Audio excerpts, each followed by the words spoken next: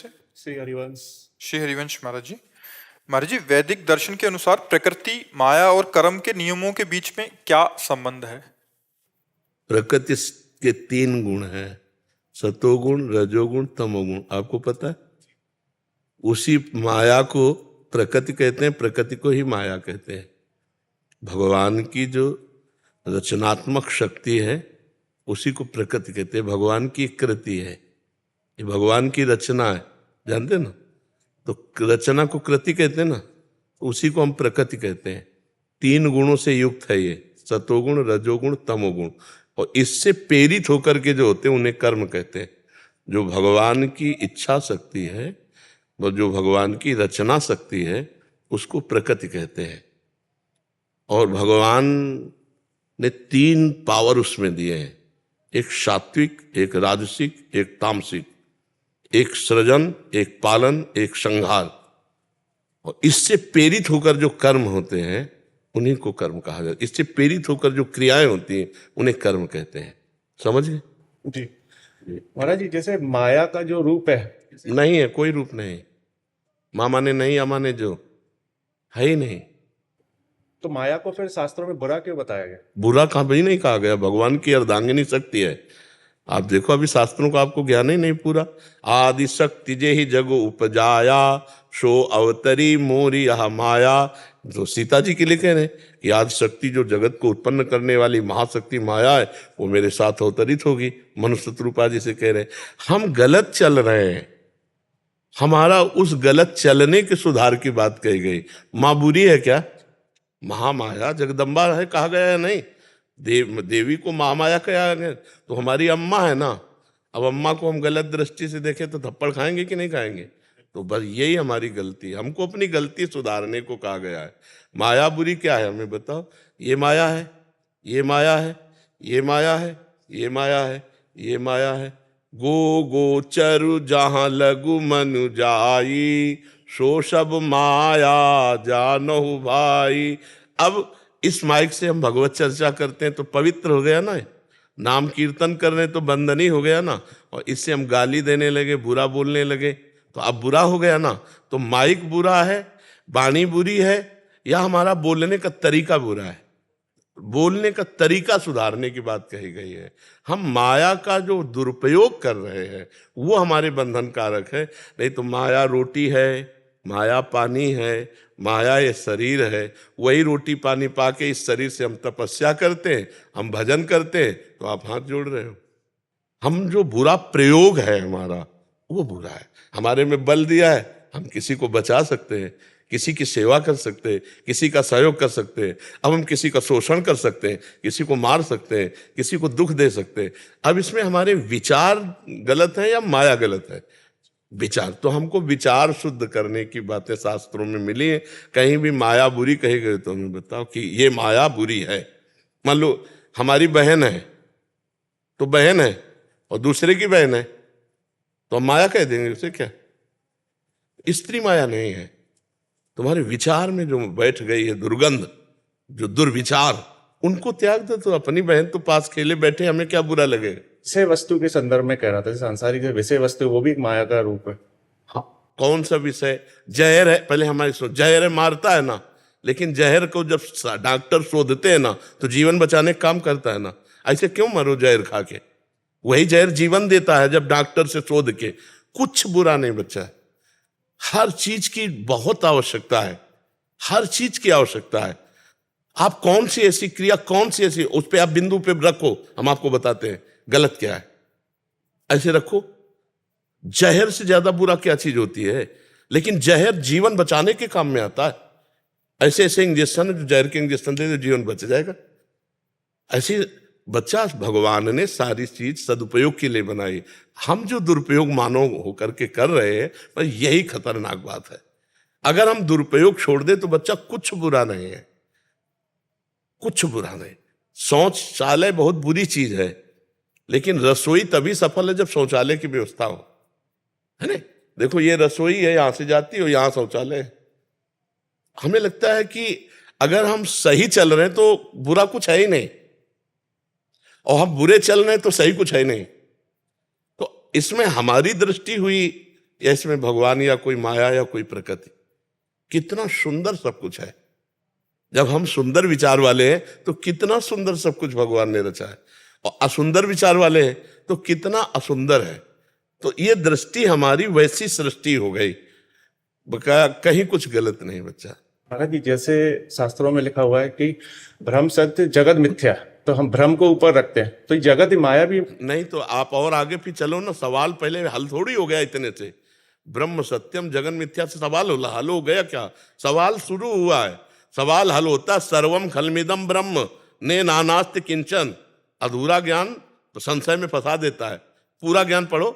यहाँ अभी तो ये शुरू हुआ है, यहाँ से सवाल यहाँ से शुरू हुआ है, और पूरा जहां हुआ हम तुम्हें बता रहे हैं। सर्वम खलमिदम ब्रह्म ने नानास्ति किंचन। ने नानास्ति किंचन का मतलब होता है एक कण भी ऐसा नहीं जहां ब्रह्म ना हो। सर्वम खलमिदम ब्रह्म, सब कुछ ब्रह्म है। सवाल यहां से शुरू हुआ, ब्रह्म सत्यम जगन मिथ्या। क्योंकि जगत में फंसे हो ना, तो ब्रह्म तक पहुंचने के लिए पहले हटो, और जब हट के दिखाया गया तो बोले सर्वम खलमिदम ब्रह्म, सब कुछ वही था जिसे तुम झूठ मान के आए हो ना, वही है सब कुछ। वासुदेवा सर्वम, सिय राम में सब जग जानी। समझ पा रहे बच्चा? बोलिए। जैसे इस विधि, एक विधि है, योग में 4 विधियां होती हैं, ज्ञान, भक्ति। एको विधि अगर पालन किए होते बच्चा तो एको प्रश्न न रह जाते। नहीं, जैसे राजयोग और भक्ति योग में बच्चा अंतर सब। अच्छा ये बताओ, प्रवचन करता बनना चाहते हो या साधक बनना चाहते हो? तो अभी चौराहे पे खड़े हो, कोई मार्ग तो चयन करो तुम। ज्ञान मार्ग चयन करो, भक्ति मार्ग चयन करो, कोई मार्ग पकड़ो। तो एक पकड़ लोगे तो उस रास्ते की हम तुम्हें बात बताएं। अब तुम चौराहे पे खड़े होकर के ऐसे मार रहे हो कि दक्षिण उत्तर पूरा, तो ऐसे कैसे तुम्हारा मंगल हो पाएगा? एक रास्ता पकड़ो, अपने मति को देखो। ज्ञान मार्ग योग है कि योग मार्ग योग? कई घंटा बैठ सकते हो पद्मासन में? कभी बैठे हो? नहीं। योग किसे कहते हैं? अभी तो योग जानते नहीं किसे कहते हैं। चित्त वृत्ति का निरोध करके परमात्मा में स्थित करना योग कहते हैं। हम पहले योग का साधन जहाँ शुरू होता है अष्टांग योग, यम नियम आसन पे था। हाँ, तो आप कितनी देर पद्मासन बैठ सकते हो? बैठ सकता हूँ आधा 1 घंटा। तो 3 घंटा के पहले योग ही नहीं माना जाता। 3 घंटा पद्मासन में बैठ के 6 घंटा बैठे, अब तो किडनी फेल बच्चा। सिद्धासन में कई मिनट बैठे हो? जानते हो सिद्धासन? सिद्धासन जानते ही नहीं होगी। सिद्धासन जानते हो? अवस्था नहीं है महाराज। नहीं, सिद्धासन अभी तो ककारा नहीं आता बच्चा। हम तभी तो कह रहे अभी तो चौराहे पे खड़े हो। अब मतलब जैसे किसी विद्वान से या पढ़े लिखे से ऐसे बात करोगे तो अब बात अलग होगी। हम लोग क्या है, ये पूरी यात्रा करके आए हैं। हम लोग यात्रा करके आए हैं, तो उस यात्रा में अब हमको तो पता है ना कि 2 कदम बाद कितने मोड़ होते हैं, उसके बाद कितने मोड़ होते हैं। तो इसलिए अब अपने लोगों से जैसे है ना, तो वो नहीं, चलो एक मार्ग पकड़ लो। ना योग मार्ग में अभी चलने लायक हो और ना ज्ञान मार्ग में चलने लायक हो, क्योंकि उसके लिए जितनी हमारे अंदर बहुत प्रवीण बुद्धि चाहिए वो अभी बुद्धि। इसलिए हमारी प्रार्थना है कुछ दिन नाम जप करो, और जैसे श्रीमद् भगवत गीता जी है, श्रीमद् भागवत है, ऐसे परम रहस्य का उद्घाटन करने वाले ग्रंथों का जो सरल ढंग से बताया गया है। क्योंकि उपनिषदों को समझना बहुत ऊंची बात है, और फिर प्रेम को समझना तो उपनिषदों से भी ऊंची बात है। ये जो प्रेमानंद है वृंदावन का, ये ब्रह्मानंद से भी ऊपर की बात है। तो एक मार्ग में पहले चलो। कितने घंटे तुम नाम जप कर सकते हो? एक नाम में कितने मिनट चित्त लगा सकते हो? इस पर आओ, अपनी कसौटी कसो। कि जैसे हमने एक बिंदु रख लिया, कृष्ण, हम उसे एक बिंदु माने, कृष्ण, राधा। अब हमारी आंतरिक दृष्टि रहेगी राधा राधा राधा राधा। अब ना कुछ स्फुरित होने देंगे, और ना कुछ मानेंगे, और ना कुछ सुनेंगे, और ना कहीं दस्तखत करेंगे अंदर, कहीं स्वीकृति नहीं। राधा राधा राधा। अब देखो कई मिनट टिकते हो। ये भी योग है, ये तो आंतरिक योग है ना। हाँ, भगवान कहते हैं कि अगर प्रीतिपूर्वक मेरा भजन करता है तो मैं उसकी बुद्धि में योग प्रदान कर देता हूँ।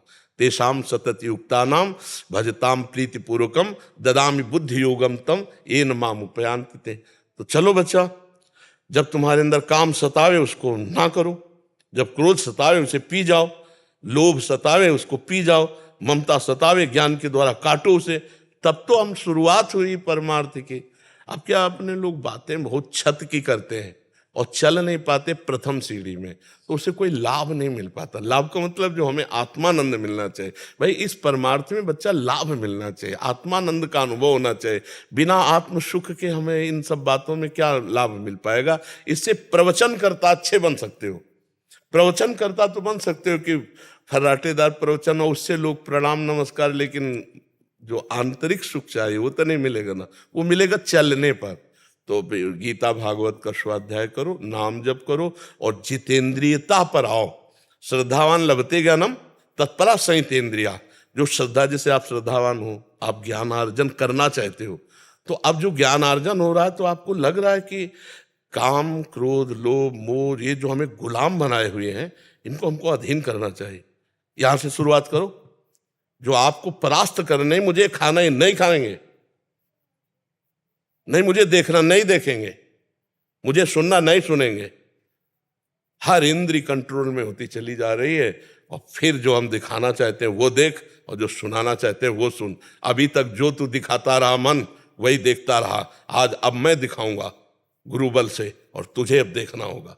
तब विजयी माना जाता है कि हाँ योद्धा जीत रहा है, अब चल रहा है। प्राय इस पर तो 100 में 99 फेल हो जाते हैं, कोई एक पास होता है कि जो इस पर, तभी वो सच्चा ज्ञानी माना जाता है। प्रवचन करता तो लाखों मिल जाएंगे आपको, लेकिन आंतरिक स्थिति पर पहुंचना बहुत कठिन है बच्चा। और वो कठिनता ही मनुष्य जीवन में केवल पार की जा सकती है, सुअर कुत्ता गधा बन के थोड़ी पार की जा सकती। तो आगे बढ़ो, आप बहुत अच्छे विचारवान हो, वही पवित्र बुद्धि है तो काटो ये जो अंदर की बात में जो काम क्रोध लोभ मोह मद मत्सर, इनको काटो और नाम जप करो। अपने आप योग प्रारंभ हो जाएगा। मान लो शरीर को आप स्थिर नहीं कर सकते कि आप 4 घंटे 6 घंटे स्थिर करें, तो जब मन स्थिर हो जाएगा तो शरीर पड़ा है या चल रहा है कोई फर्क नहीं पड़ता है उससे। तो मन को लगाओ प्रभु में। सा वै मनः कृष्ण पदार बिंदयो। एक पहले हम बिंदु मानते हैं ना, किसी एक बिंदु पर चलते हैं, राम कृष्ण हरि, जो हमें प्रिय लगे वो एक नाम ले लेते हैं, एक मार्ग ले लेते हैं। आगे क्या है फिर पता चल जाएगा। पहले हम चले तो 4 घंटे 6 घंटे लगातार एक नाम में स्थिति करना, और फिर हमें बताना कैसा लगता है। रोने लगोगे बच्चा, आनंद अश्रु चलने लगेगा, और लगेगा निहाल कर दिया प्रभु, आपने निहाल कर दिया। हम जो कह रहे हैं उसे मानो। 6 घंटे जीवन में जब तुम्हें समय मिले तब लगा के देखना, 6 घंटे एक जगह स्थिति, फिर हमें बताना कि योग किसे कहते हैं। अभी बच्चा 10 मिनट नहीं एक जगह टिक पाएंगे, देखो ना अंदर से 10 मिनट एक जगह नहीं टिक पाएंगे। 10 मिनट तो बहुत होते हैं, बहुत होते हैं 10 मिनट एक जगह टिक जाना। मान लो राम, तो अब दूसरा स्फुरित नहीं होगा, 10 मिनट केवल राम ही स्फुरित होगा। और इसके लिए अपने लोगों ने लड़ाई लड़ी, पूरी पूरी रात लड़ाई लड़ी, पूरा दिन पूरी रात, न खाना न पीना, न देखना न सुनना, ऐसे खंडहरों में काशी के घाटों में रहना कि जहाँ केवल कबूतरों की आवाज़ आ रही, मनुष्य वहाँ पहुँच ही नहीं सकते, वहाँ जाएंगे ही नहीं। कई कई दिन भूखे रहकर रात दिन, तब वो दिमाग में पूरा बस गया, राउंड राउंड एकदम, जैसे वो जो चीज़ तो वही चल रही। तब देखा है न भोजन की चिंता न प्यास की चिंता। काशी तो अन्य क्षेत्र है, एक से एक मारवाड़ी क्षेत्र, चाहे हलवा खाओ चाहे रबड़ी खाओ बटरई खाओ, कभी घाट छोड़ करके नहीं।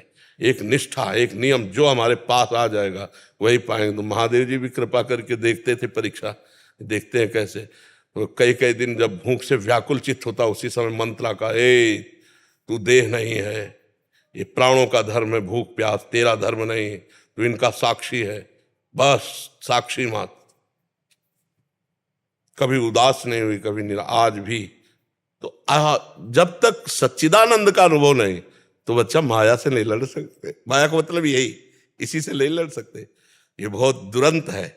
जब प्यास लगेगी तो पानी में चित्त रहेगा ना, प्यास लगे और चित्त परमात्मा में, भूख लगे और चित्त परमात्मा में, शरीर भीषण कष्ट से युक्त और चित्त परमात्मा में, इसकी कोई परवाह नहीं। चाहे जैसी स्थिति हो इसकी कोई परवाह नहीं। तब माना जाता है कि योद्धा हो।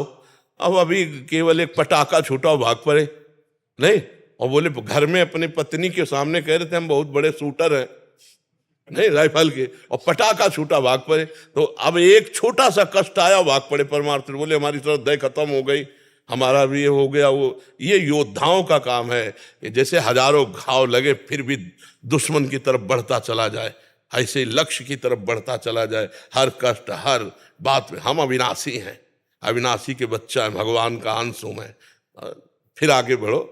ये हम आपके अंदर जोश भर रहे हैं, इसी जन्म में भगवत प्राप्ति कर सकते हो, इसी जन्म में शुद्ध ज्ञानी हो सकते हो, इसी जन्म में शुद्ध